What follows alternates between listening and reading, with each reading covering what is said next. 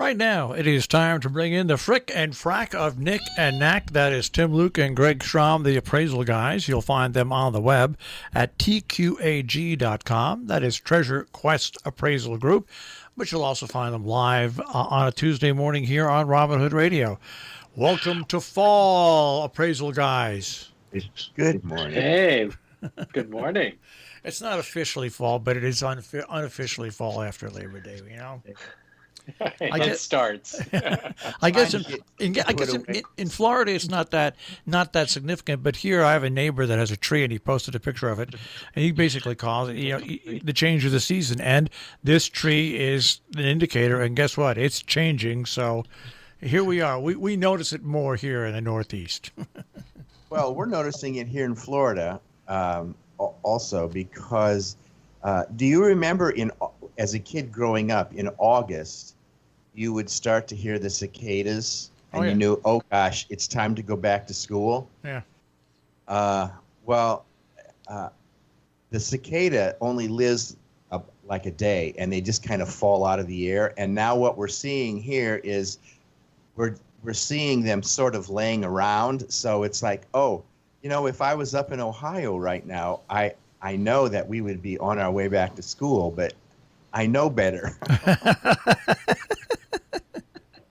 Well, you see, one thing we learn as we get older, there's not a day goes by that we're not at school. Well, that's true. That's true. We've learned Indeed. that over the years, and we've come to accept it. But anyway, so what's significant has been going on in your industry? Well, Tim pointed out to me this morning, and I'm actually on the site right now, there is an Americana auction that's coming up that looks pretty interesting. A lot of vintage and antique business signs, like the one here, for example, is an optometrist, and it shows a hanging sign of a big pair of glasses, like from the 19th century, where the signs used to represent what was inside. So I'm looking through it, and I'm seeing a number of weather vanes, which we're always in the market for an interesting and authentic weather vane. So, and there are really interesting things coming up, and I think this auction starts on, let's see here. I'm trying to see it's actually on Saturday. It'll start on my birthday on the 19th. The 19th, Saturday. And what's interesting about this auction, what I found interesting, is that a lot of the items that are in there are works or pieces that we used to covet when we would go to antique shows back in the 90s. Some of the advertising signs, the diamond dies, cases, some of the weather vanes, but they were just too expensive.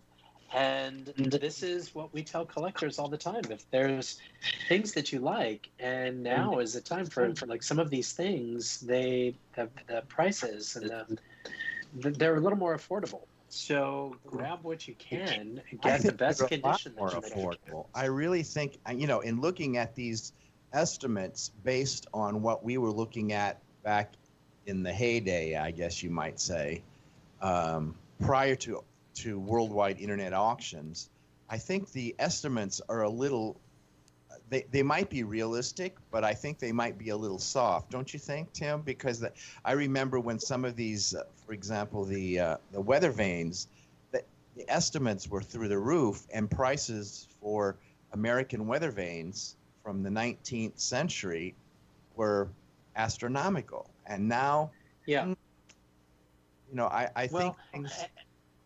I think the estimates are reasonable, but I think it's also a reflection that it's from one collection.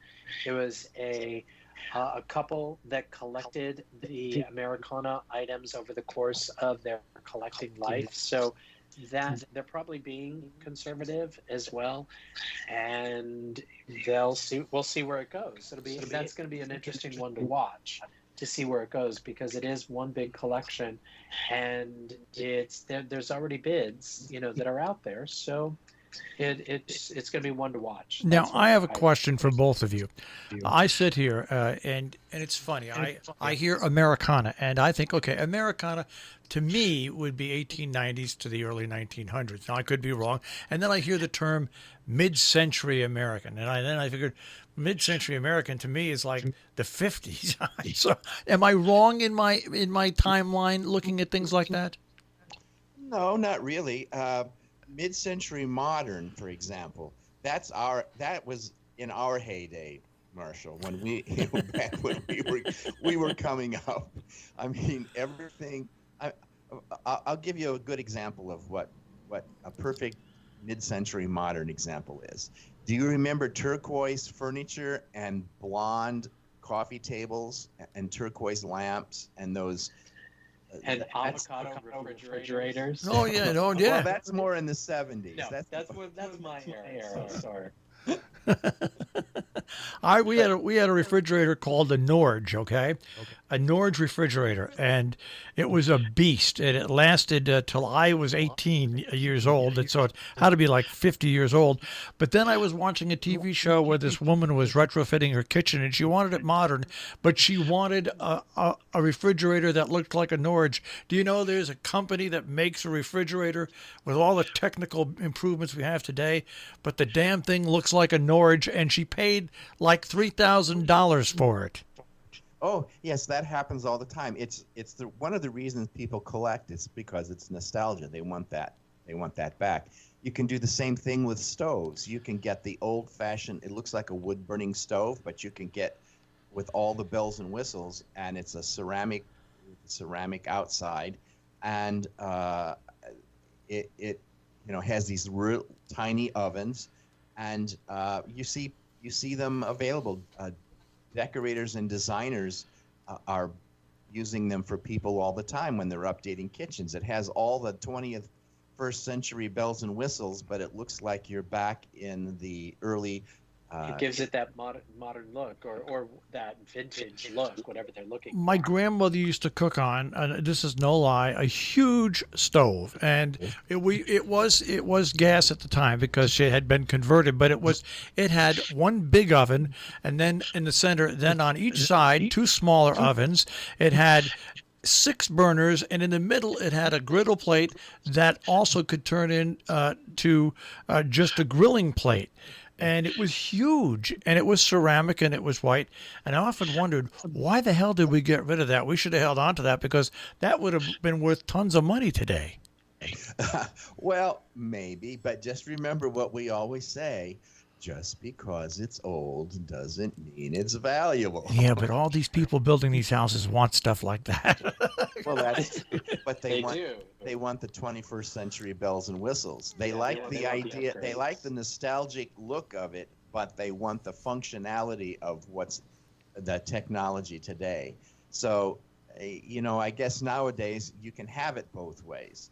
But just like with this sale for the Americana stuff, these are things that you really only want the originals on, because even if the value does not increase over time because of the worldwide auction market right now, especially online, you can actually say these are authentic.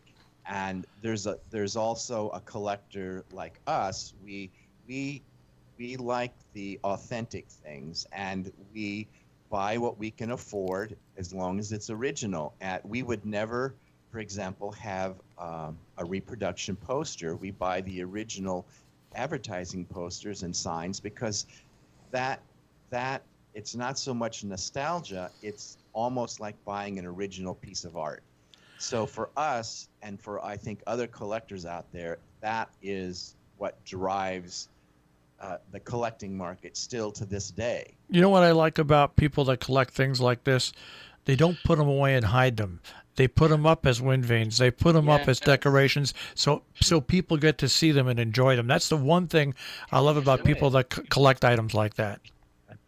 Well, I used to, when Tim was auctioneering for Bertoia, the toy auction company, there were collectors who had things. Most of the collectors did display their toys, and some of them actually built barns to display all of their toys at. But there are some people who collect things and squirrel them away. And I always said to Tim, why would you spend that much money on something and not want to display it for people to see and to talk about? Because conversation is another part of collecting. You have something, you want to share it with someone, and you want the conversation to start. So I've never really quite understood people who collect things and squirrel them away like a museum. That's just not the way we operate. I'd rather have one really good original item on display than have an entire barn full that nobody sees except yourself. Now, that you don't even know that's there. Yeah. Now, what encompasses true Americana collectibles? I mean, we've talked about a few things. I mean, is it a vast supply of things, or is it very limited? It depends on the items, but you're looking at folk art. You're looking at things that, like the advertising signs, like some of the trade signs, weather vanes, things that really started here. That were crafted here and were made either by hand or in limited numbers of quantities. So that's where it becomes, you're not going to find a lot of the same items. And like with the weather vanes, they use them as target practice too. So some of them didn't exist, or they were demolished or destroyed. So finding them in great condition, because they were never meant to be collected. They were just on top of barns and different places across America. And when you find them in great condition, then that's why that they've survived. That's why people will pay big sums for them if they're rare, desirable by certain makers. I mean, those are the things that you want to look for. It's interesting you talk about that. As a kid, with power service, there used to be these glass bulbs that were on power lines when they came in and they attached to the pole. And every once in a while in the wintertime or the summertime, they would get blown off and they would fall and they wouldn't break. And and we would collect them. They were this beautiful aqua bluish type of color, but I wonder if something like that would be collectible nowadays.